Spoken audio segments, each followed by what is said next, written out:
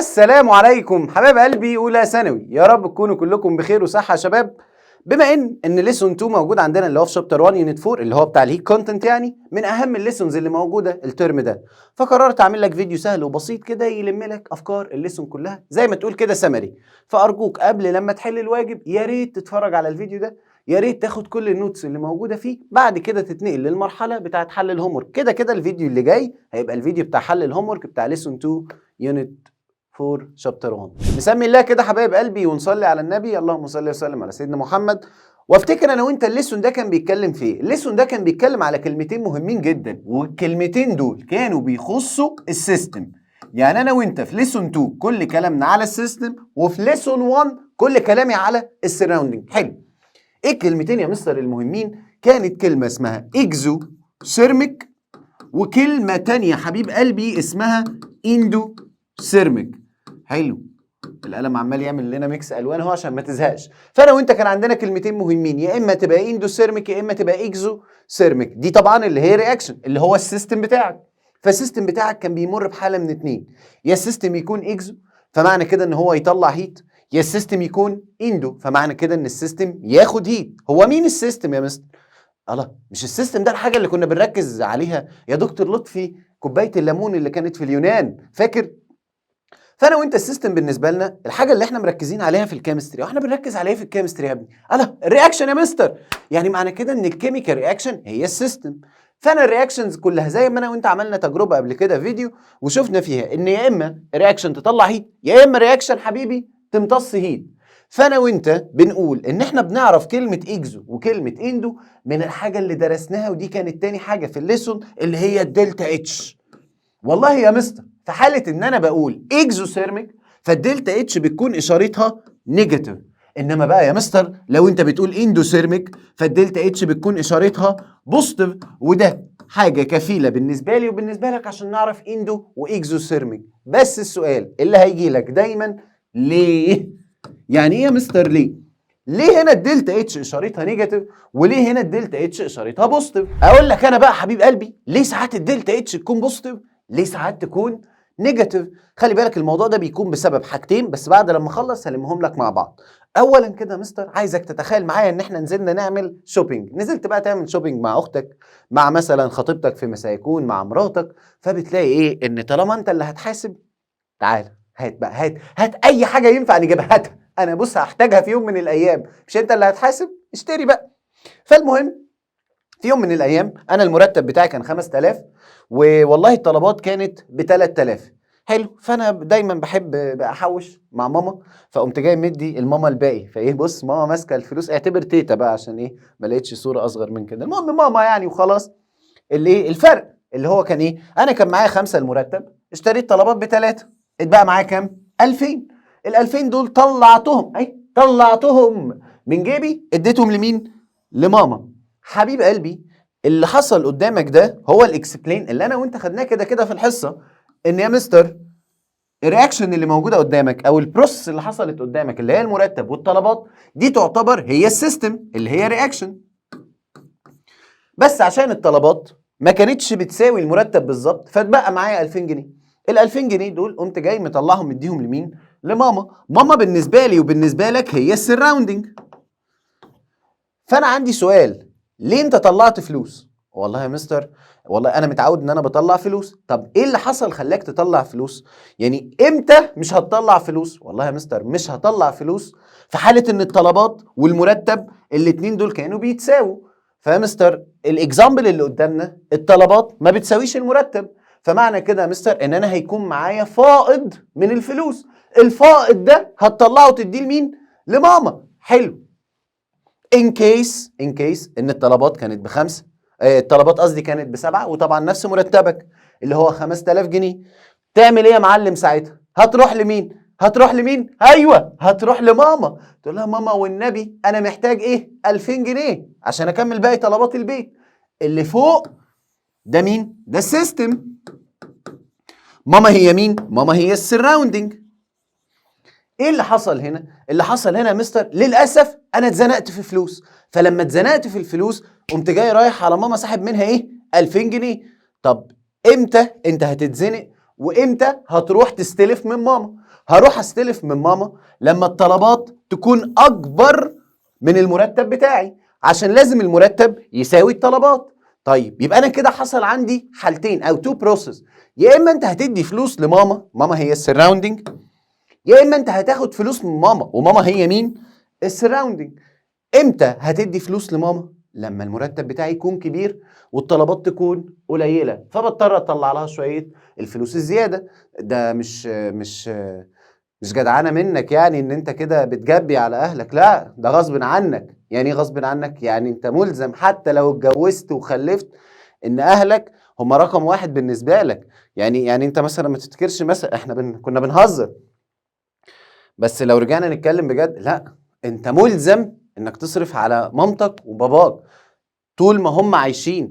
انت طول عمرك عايش في خيرهم، فلما ربنا يكرمك ويرزقك انت لازم تكون قد المسؤولية، او انت تكوني قد المسؤولية وتصرف على بيتك وتساعد اهلك. هم طول العمر بيساعدوك وبيقفوا جنبك، فلما يجي عليك الدور ما ينفعش تبقى مخستع، لا لازم تقف جنبهم وتشيلهم، واي حاجة يحتاجوها تجي لهم من قبل ما يفكروا. يوم ما تكبر اهلك تحطهم في عينيك، عشان هم طول العمر حاطينك في عينهم. فلازم يجي وقت والآية تتعكس، لازم لما انت تكبر وتصلب طولك هم يبدأوا يريحوا، وتبدأ تعيشهم الحياة ان هم مرتاحين. طول عمرهم بيجروا عشان يساعدوك، فلازم هيجي الوقت ان هم يقفوا وانت اللي تساعدهم. خليهم يشوفوا الحياة الحلوة، وانت لما بتكبر يعني ده كلنا بتشوف الحياة بشكل تاني. هم خلاص بيبدأوا ما يبقاش فيه سوشيال لايف، مفيش حياة اجتماعية زي الأول، عيشهم الحياة كلها. ده يعني دي أقل حاجة أنت ممكن تعملها لأهلك. المهم، فكنا بنقول ان حضرتك لما هتروح دلوقتي تدي لماما 2000، ال 2000 دول بسبب ايه؟ بسبب ان المرتب ما كانش بيساوي الطلبات، كانت الطلبات اقل من المرتب بتاعك، فبالتالي طالما الطلبات اقل من المرتب فانا معايا فائض. معايا ايه؟ فائض. فبطلع والله الفائض بتاعي اللي هو ال 2000. ان كيس ان حصل العكس زي الاكزامبل اللي بعده، ان الطلبات كانت اكبر من الفلوس بتاعتك المرتب، فانت كنت بتروح لمين؟ بتروح لماما وتاخد منها 2000 جنيه عشان تعوض النقص اللي موجود عندك. حلو قوي الكلام ده. لو جينا ناخد الموضوع ناحيه الكيمستري، فاي حاجه قبل السهم رياكتنت واي حاجه بعد السهم برودكت. فده رياكتنت اللي هو المرتب، والطلبات اللي هي البرودكت ده الناتج. تمام؟ فانا وانت كنا خدنا ان قانون الدلتا اتش بيساوي اتش برودكت اللي هو الفاينل ماينس الانيشيال اللي هي رياكتنت. اي دلتا في كوكب الارض بتساوي الفاينل ناقص الانيشيال. دلتا تي كانت بتساوي تي 2 ناقص تي 1. دلتا اتش هتساوي اتش 2 ناقص اتش 1. ما عندناش 2 و1، عندنا برودكت ورياكتنت، فهتبقى برودكت ناقص رياكتنت. في الكيس اللي قدامك البرودكت بكام؟ ب 7000 ناقص الرياكتنت بكام؟ ب 5000. تطلع معايا بوزيتيف 2000، بوزيتيف 2000. ال 2000 دول اللي هم حضرتك محتاجهم، صح؟ يعني يا مستر انا وانت عارفين ان الدلتا اتش لما بتكون اشارتها بوزيتيف بنكون اندوثيرميك. تعال اقول لك اول اكسبلين ليه الرياكشن بتاعتي لما بتكون اندوثيرميك الدلتا اتش لازم تكون بوزيتيف. الدلتا اتش بتكون بوزيتيف عشان الرياكتنت ما بتساويش البرودكت. البرودكت بيكون اكبر من الرياكتنت، بس لازم البرودكت والرياكتنت يتساووا عشان نحافظ على حاجه اسمها لو اوف كونزرفيشن اوف انرجي. فحضرتك بتضطر تاخد 200، يعني بتاخدهم ان بيدخلوا لك. يعني انت دخل لك دلوقتي 2000 زياده، لو هنتكلم بصيغه الهيت عشان احنا بنتكلم على الهيت، فالهيت بتاعت الرياكتنت بتكون ب 2000، انما هيت البرودكت بتكون ب7. واحنا عندنا قانون من الترم الاول بيقول لك اللي داخل بيساوي اللي خارج. فانا دخل عندي 5 وطلعوا 7، ما ينفعش. يعني والله يا مستر طالما طلع 7 يبقى لازم دخل 7. دايما بنبص على الرقم الكبير مش الرقم الصغير.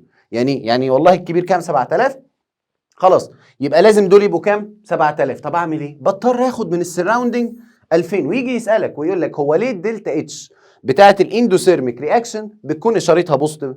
والله يا مستر الدلتا اتش بتاعه الاندوثيرميك رياكشن بتكون اشارتها بوزيتيف بسبب ان الهيت بتاعه الرياكتنت بتكون اقل من الهيت بتاعه البرودكت، فبنضطر ناخد هيت من السراوندنج عشان الهيت بتاعه الرياكتنت تساوي البرودكت، فنحافظ على لو اوف كونزرفيشن اوف انرجي. تعال ناخد الاكزامبل التاني. ان سعادتك المرتب 5 والمرتب هو رياكتنت، الطلبات ب7 ودي البرودكت، يبقى الدلتا اتش هتساوي اتش برودكت ايوه ماينس اتش رياكتنت اللي هو الفاينل ماينس الانيشال، يعني 3000 ماينس 5000 طلعت معاك بكام؟ نيجاتيف 2000. فمعنى كده يا مستر ال 2000 دول ايه اللي هيحصل فيهم؟ ليه نيجاتيف؟ قال لي يا مستر ما هو الاكزوثيرميك رياكشن يعني ايه؟ قال لي يعني انت بتطلع هيت. استنى، طب ليه؟ قال لي احنا هنا الهيت بكام؟ ب5، هنا الهيت بكام؟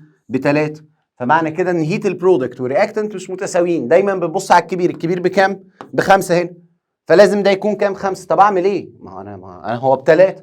قال لي والله تطلع له 2000 زياده، يعني تطلع البرودكت بتاعتك ب 3000 وتطلع معاها كميه من الهيت قيمتها كام؟ 2000. حلو، يجي يقول لك اكسبلين ليه؟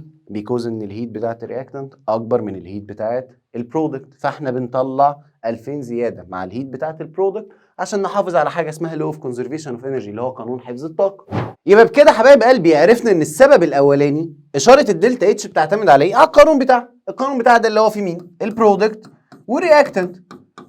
والله يا مستر لو البرودكت اكبر من الرياكتنت فدايما الاشاره بتكون بوزيتيف، انما يا مستر لو البرودكت اصغر من الرياكتنت دايما الاشاره بتكون نيجاتيف. ده السبب الاول اللي بيخلي اشاره الدلتا اتش بوزيتيف واشاره الدلتا اتش نيجاتيف. السبب الثاني هو بسبب الكيميكال رياكشن بقى نفسها. هو كان ايه اللي بيحصل في الرياكشن؟ حضرتك بتروح تجيب مثلا الميه ورايح تجيب لهم مثلا الميثايل الكول، انت ما تعرفش مين الميثايل الكول، ما تعرفش مين الهيدروكلوريك اسيد، انت مش عارف حاجه، بس كل اللي انت عارفه كوكو القريبين مع بعض والبعاد مع بعض. فانت المفروض الاتش تروح مع الاو اتش والسي اتش 3 تروح مع السي ال. هل الموضوع بالسنبله والبساطه دي؟ لا. يعني ايه لا؟ يعني لازم يحصل هنا ان الرياكتنت اللي موجود عندك عشان الاتش تروح مع الاو اتش قابلها مشكله ان الاتش ماسكه في السي ال والاو اتش ماسكه في السي اتش 3. حبيبي لازم يكسر الاثنين بونز دول. ما هو انا لازم اكسر دي واكسر دي عشان دي تبقى لوحدها ودي تبقى لوحدها، فينفع يروحوا مع بعض، وده اللي احنا هنعمله. رحت جبت شويه انرجي من بره. خلي بالك ان انت فقير، يعني انا فقير يا مستر معيش انرجي. خليك فاكر القصه اللي احنا هنحكيها دلوقتي. انا فقير معيش فلوس، تمام؟ وانت قررت ان انت تعمل مشروع حلو، فوانت معكش فلوس هتعمل ايه؟ هتروح تبدا تستلف فلوس من الناس. حلو، على امل ان المشروع ينجح. بس خلي بالك انت عندك حاله من اتنين ممكن تحصل.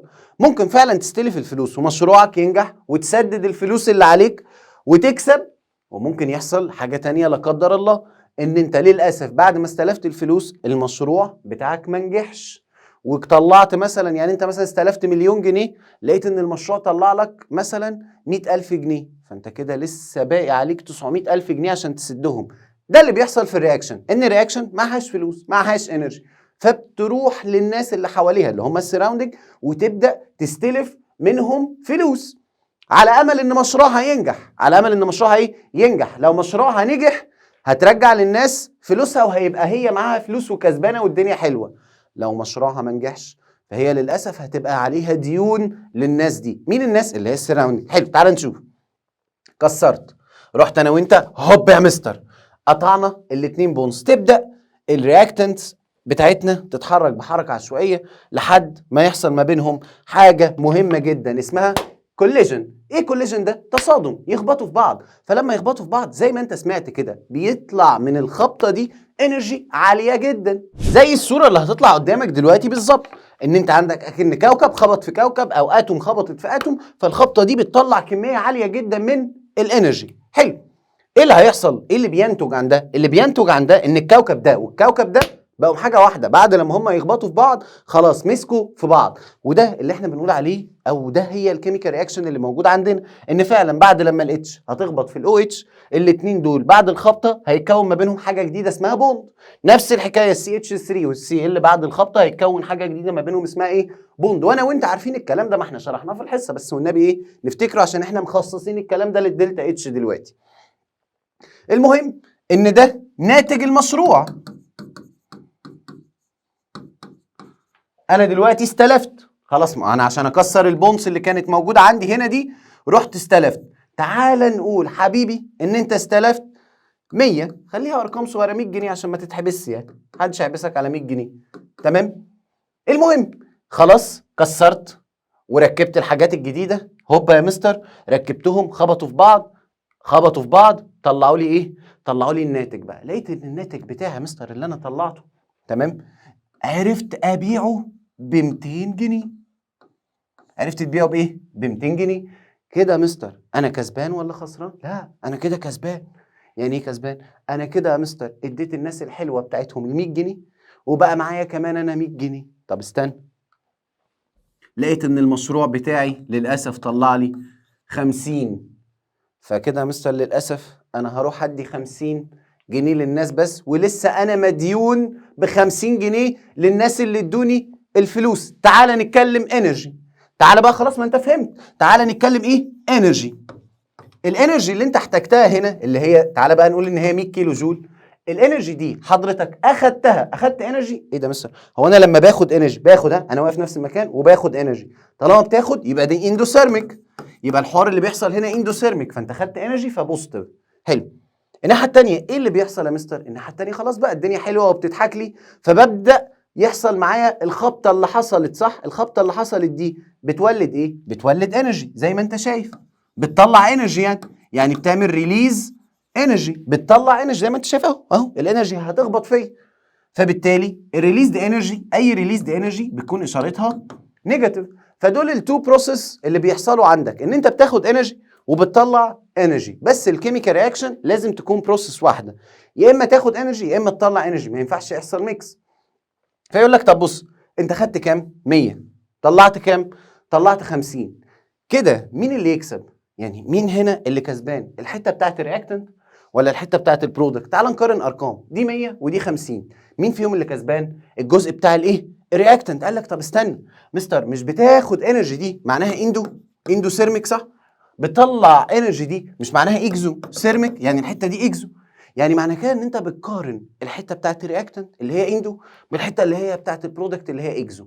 والله يا مستر انا شايف ان الاندو اكبر من الاكزو، يبقى الرياكشن دي هتكون اندو سيرميك. طيب انا وانت خدنا قانون لده، القانون بتاعنا كان سهل وبسيط. قال لك يا عمي ما تجمع الاثنين على بعض باشاراتهم، يعني عشان تعرف بقى مين اللي يكسب، لا تقول لي دي اكبر ودي اصغر، اجمعهم باشاراتهم يا عم.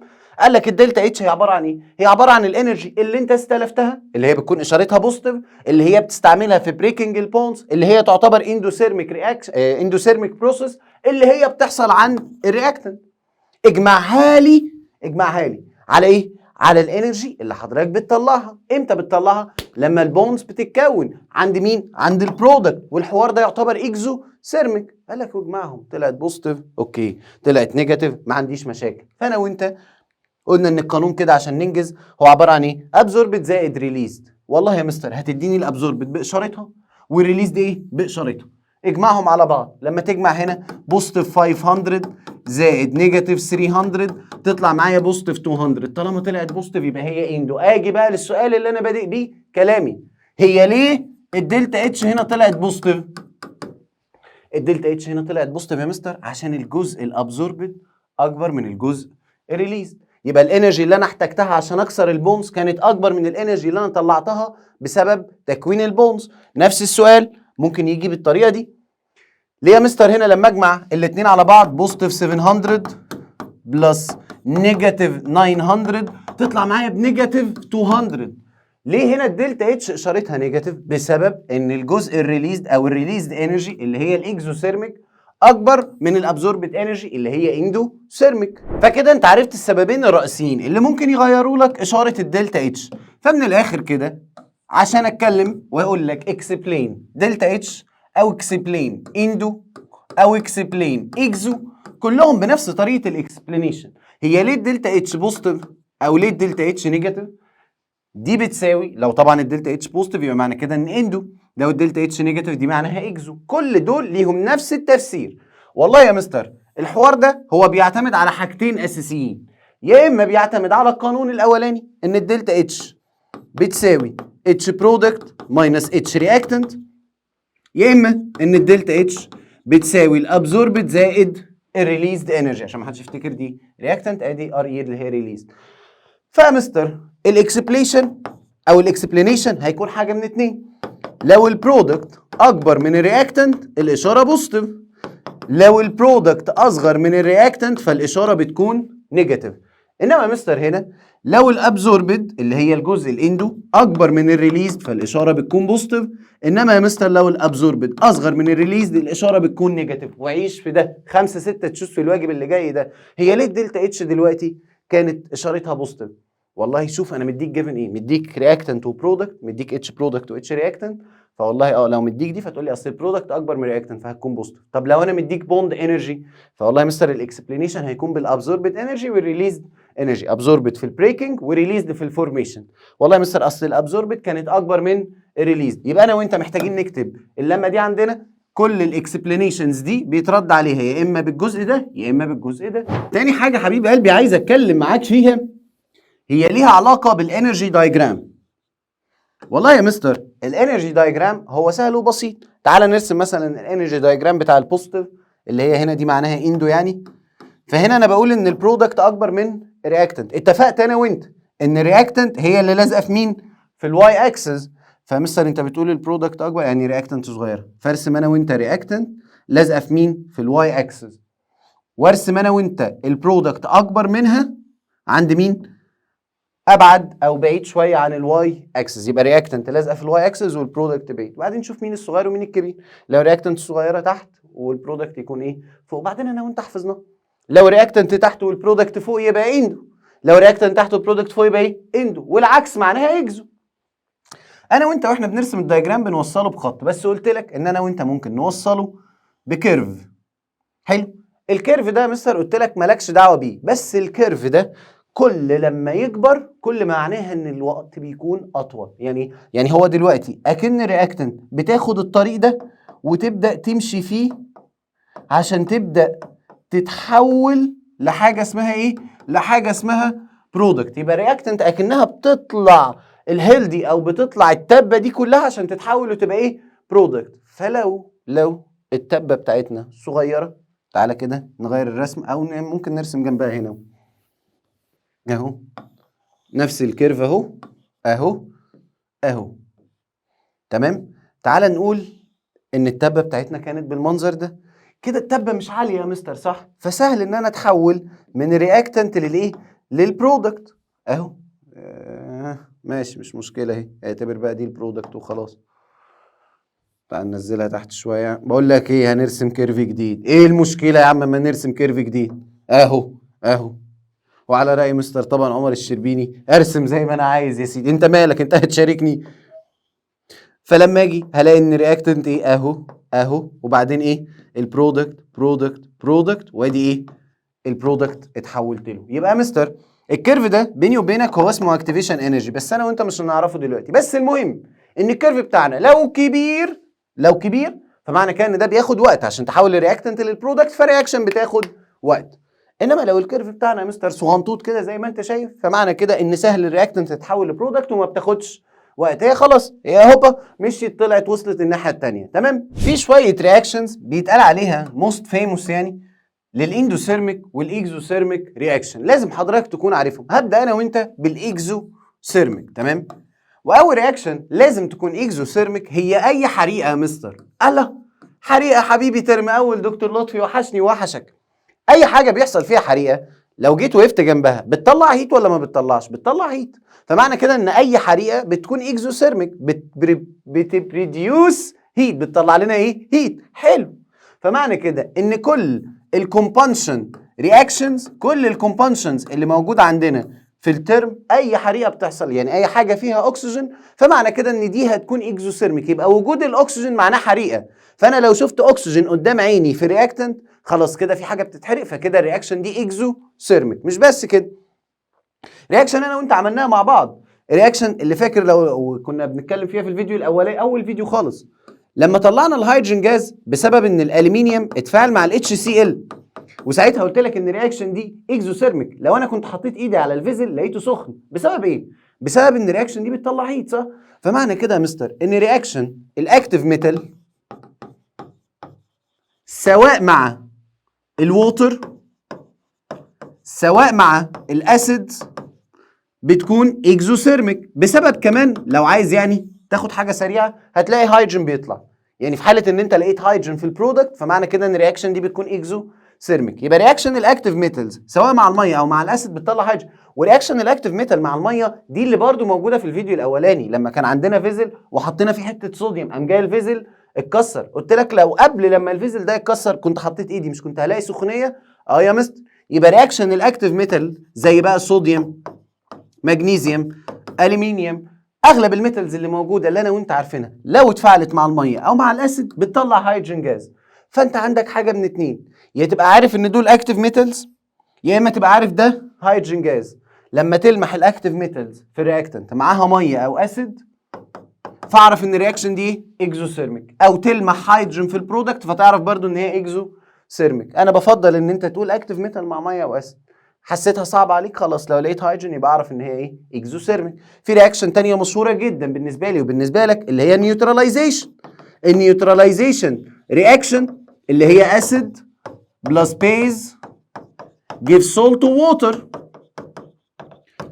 النيوتراليزيشن رياكشن هي من الرياكشنز الاكزوثيرميك. دول يعتبروا اشهر 3 اكزوثيرميك. ان انا يبقى عندي كومبونشن، يبقى عندي اكتيف ميتال مع ميه او اسيد، يبقى عندي يا مستر نيوتراليزيشن رياكشن. دول مجرد ما تشوفهم تعرف ان رياكشن اكزوثيرميك بتطلع هيت. فاكيد عندي برضو 3 تانيين مشاهير، وانا قلت كفايه 3 و3 يعتبروا اندوثيرميك. مين ال3 اللي يعتبروا اندوثيرميك ومشاهير؟ اول رياكشن بتاخدها من وانت بيبي اللي هي اسمها فوتوسينثيز. مستر الفوتوسينثيز بروسيس هل دي تعتبر اندوثيرميك؟ طبعا. يعني ايه اندوثيرميك؟ بتاخد هيت. مش كنا بنقول لك الورده الحلوه الجميله لازم تمتص ايه؟ تمتص بقى الشمس وتاخد الكربون دايوكسيد عشان تعمل الاكل بتاعها وكتكوت وبتاع. فمعنى كده ان الفوتوسينثيز بتاخد الصن او السان لايت اللي هو الاضاءه، ما هي الاضاءه دي هيت انرجي. فمعنى كده مستر ان الفوتوسينثيز هي من ضمن الرياكشنز الاندوثيرميك. مش بس كده، في رياكشن تانية اسمها ديكومبوزيشن، وبما يرضي الله بيبقى اسمها ثيرمال ديكومبوزيشن. اسمها ايه؟ ثيرمال ديكومبوزيشن. ايه يا مستر الثيرمال ديكومبوزيشن دي؟ معناها ان حضرتك تجيب لي حاجه واحده، الحاجه دي تطلع لي اكتر من حاجه. يعني انا مثلا عندي مغنيسيوم كربونات، بجيبه واعمل له هيتنج، بسخنه. تمام؟ يعني بتسخنه يعني بتدي له هيت. جيف هيم هيت يا مستر، ادي له هيت. فلما تدي له هيت يتحول لحاجتين تانيين. فلما حاجه واحده تتحول لاكتر من حاجه فمعنى كده ان دي بيبقى اسمها ديكومبوزيشن. الديكومبوزيشنز انواع، بس اهمها بالنسبه لي وبالنسبه لك الثيرمال. ان الديكومبوزيشن عشان يحصل انت بتحتاج هيت، فمعنى كده ان الراجل ده بياخد هيت عشان يتحول للاثنين دول. فمعنى ان هو بياخد هيت يبقى الرياكشن دي تعتبر اندوثيرميك رياكشن. يبقى دي كده تاني نوع. اي رياكشن ديكومبوزيشن هتكون عندي وعندك فمعنى كده ان دي تكون اندوثيرميك. استنى يا مستر، فاضل اخر نوع عندي وعندك، ان انا اجيب اي سولت واروح احطه في الووتر. اي سولت يا مستر، مثلا رحت جبت NaCl. لما احط NaCl في الووتر مش هيتحول لNa بوزيتيف وCl نيجاتيف؟ مستر البروسيس اللي احنا خدناها الترم الاول في يونت 3 دي برضو تعتبر اندوثيرميك رياكشن. خد بالك عشان ممكن تتلخبط بين اخر واحده في الاكزو واخر واحده في الاندو. اخر واحده في الاكزو نيوتراليزيشن اسيد بيز جيف سولت ووتر. تمام؟ اخر واحده في الاندو ان انت بتجيب السولت تحطه في الووتر اللي هي عمليه الديزولفنج. عمليه الايه؟ الديزولفنج. تعالى بقى نكتبهم كده واحده واحده مع بعض. يبقى انا لو هقول اكزو وهقول الناحيه الثانيه ايه؟ اندو. في حاله الاكزو قلنا اول حاجه الحريقه اللي هي الكومبونشن. تاني حاجه يا مستر اكتيف ميتال مع الاسيد او مع الووتر. تالت واحده نيوتراليزيشن. انما الناحيه الثانيه يا مستر قلنا الثيرمال ديكومبوزيشن. قلنا يا مستر الفوتو سينسز. قلنا كمان يا مستر اخر حاجه عندنا وكانت مهمه جدا الديزولفنج، ان انت تجيب سولت تحط السولت ده فين؟ تحط السولت ده في الووتر. مش لازم سولت، اغلب عمليات الديزولفنج بتكون اندوثيرميك. يعني مش لازم تكون بتدوب سولت في الميه، ممكن تكون بتدوب اي حاجه في الميه. فبنسبه 90% عمليات الديزولفنج ان انت بتدوب حاجه في الميه ايا ما يكون الحاجه بتكون اندوثيرميك. يا ريت برضو تكتب دول عشان مش عندك في الملزمه. حابب اتكلم معاك كمان في اهم نقطه كانت موجوده عندي وعندك في الليسون ده، هي درول بونز. ايه يا مستر درول بونز دي؟ انك ترسم البونز. من غير ما ترسم البونز انت مش هتحل ولا سؤال. فعشان ارسم البونز دكتور لطفي ياه حبيبي قال لي يا مستر اللي عدده اقل في النص والباقي حواليه. حلو ماشي. جاي وعرفني حاجه مهمه جدا. تمام، اول حاجه عرفهاني ان السي بيكون عندها 4 بونز، وان الان بيكون عندها 3 بونز، وان الاو بيكون عندها 2 بونز، وان الاتش بيبقى عندها 1 بوند. حلو يا مستر. ايه الحوار بتاع البونز ده؟ جبته منين؟ قال لي جبته من الانرجي ليفل. يعني السي عندها 6 الكترون، فلو انت بقى فاكر كده 6 دي معناها 2 4 صح؟ فدي محتاجه كام؟ محتاجه 4. الان ب 7 فمعنى كده 2 5، فمحتاجه كام عشان تبقى كومبليتلي فيلد؟ 3. فهتعمل جين ل3 دول اللي هم البونز. الاكسجين ب 8 فدي معناها 2 6، فمعنى كده ان الاكسجين محتاج يعمل جين ل 2 الكترون عشان يبقى اخر انرجي ليفل كومبليتلي فيلد. الاثنين اللي بيعمل لهم جين هو عدد البونز. الاتش طبعا ب 1، وخلي بالك ان اول انرجي ليفل بيتملي باتنين، ها، فهو محتاج الكترون واحد بس، عشان كده عدد البونز بتاعته واحده. طبعا الموضوع ده اكبر من كده بكتير، بس ايه، خلينا نقول ان ده كروك يعني. بس المهم بالنسبه لي انك هتحفظ ان السي بتعمل كام بوند؟ 4، والان 3، والاو 2، والاتش واحده. دول عدد البونز اللي هم بيقدروا يعملوهم. قلت لك ان السي او الان او الاو او الاتش، اي واحده في الثلاثه اللي موجودين عندك دول، ماكسيمم عدد البونز اللي موجود في الاتجاه الواحد يكون 3. بمعنى ان السي بتقدر تعمل 3 بونز. تمام، الاتجاهات طبعا فوق وتحت ويمين وشمال، فالسي اقصى عدد من البونز اللي يكون عندها في اتجاه هو 3. فهنا 3 وهنا واحده وهنا واحده، اي حاجه في اي حته واحده. تمام، ممكن اقسمهم 2 و2، انا حر.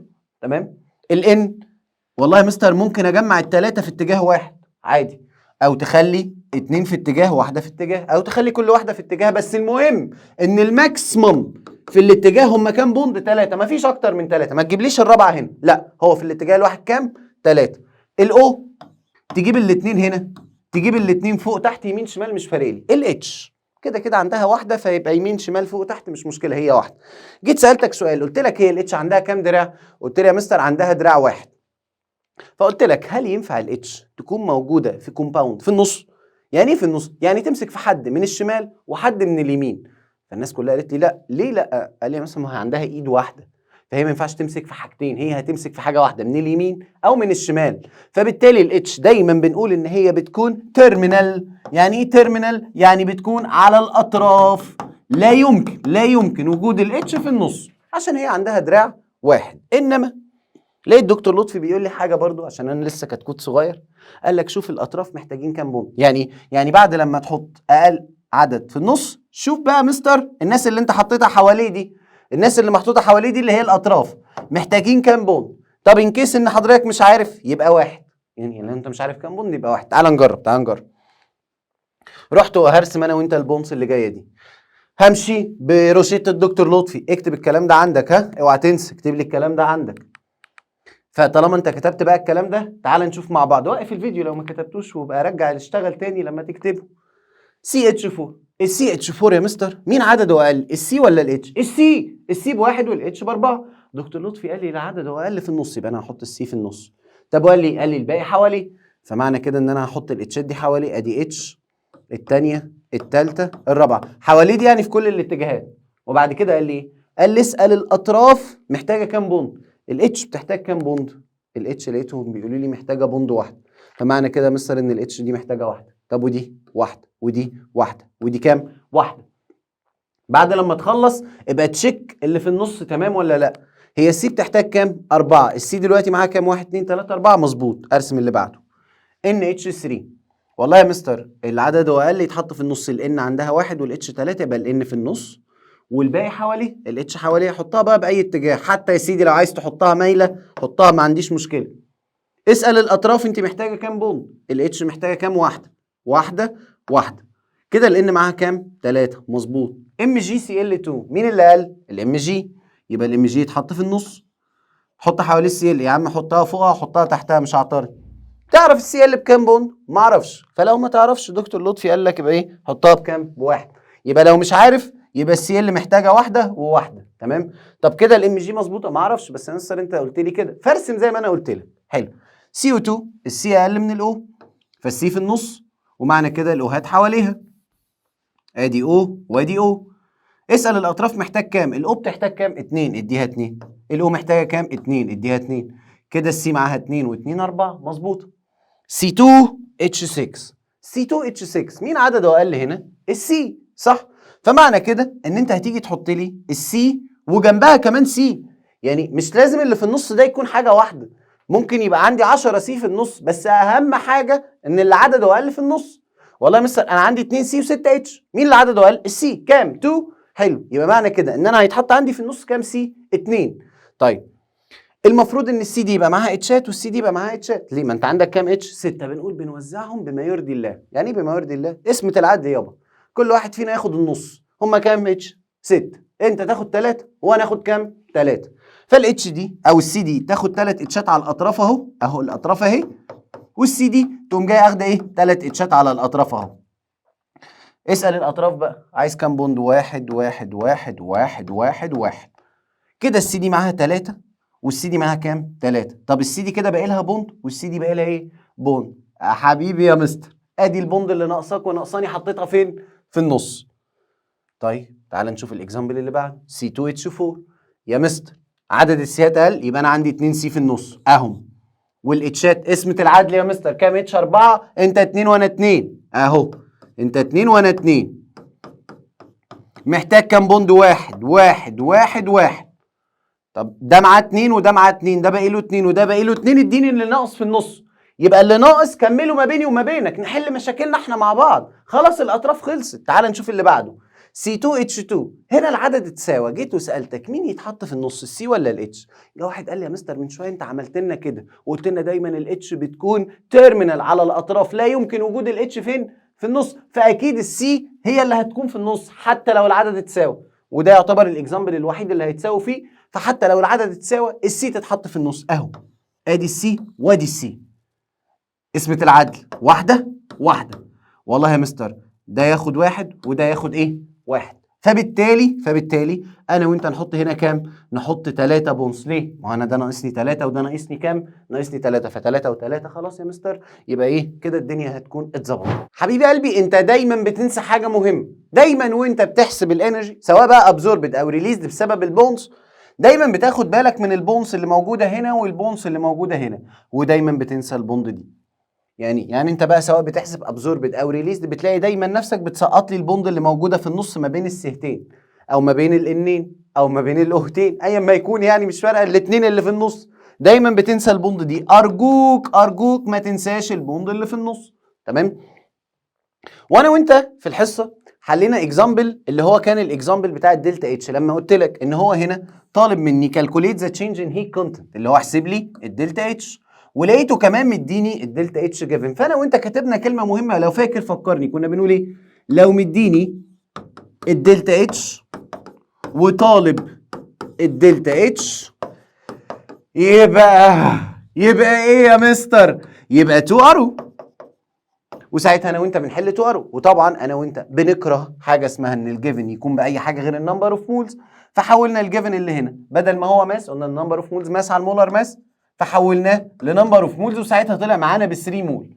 وحليت انا وانت ساعتها 2 ارو، ولما جينا حلينا ب 2 ارو والله يا مستر قلنا ان النمبر اوف مولز بتاع المغنيسيوم بكام؟ 3 صح؟ هنا البالانس بكام؟ ب 1.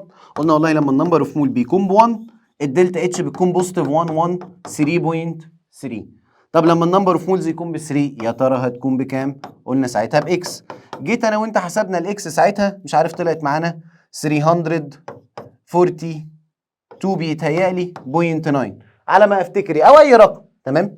وساعتها كتبنا كيلو جول بس. وانا وانت عايزين نركز في الموضوع ده كويس قوي. احنا حسبنا ايه دلوقتي؟ الاكس دي اللي هي تعتبر برضو دلتا اتش. انا كتبت مره الدلتا اتش بالكيلو جول وكتبت مره الدلتا اتش كيلو جول بير مول، وسالتكم هو ايه الفرق بين دي ودي؟ مستر الفرق بين دي ودي ان الدلتا اتش لما بتكون كيلو جول بير مول معناها كيلو جول لكل 1 مول، فمعنى كده ان النمبر اوف مولز لازم يكون بكام؟ ب1. انت دلوقتي بتحسب برضو دلتا اتش بس النمبر اوف مولز بكام؟ ب3، فعشان كده كتبت كيلو جول بس من غير ما تكتب بير مول. لو كتبت بير مول فمعنى كده ان النمبر اوف مولز لازم يكون بكام؟ ب1. فانا في المساله فعلا النمبر اوف مولز عند الراجل ده ب1، بس دلوقتي انا خليته ب3. فخد بالك ان الدلتا اتش ممكن تيجي جيفن كيلو جول بير مول.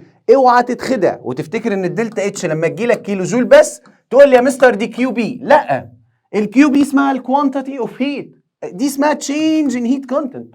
فعادي ان الدلتا اتش تيجي كيلو جول بس ده معناه ان هي مش ل1 مول، هي الاكتر من 1 مول ايا ما يكون بقى الرقم اللي موجود عندك.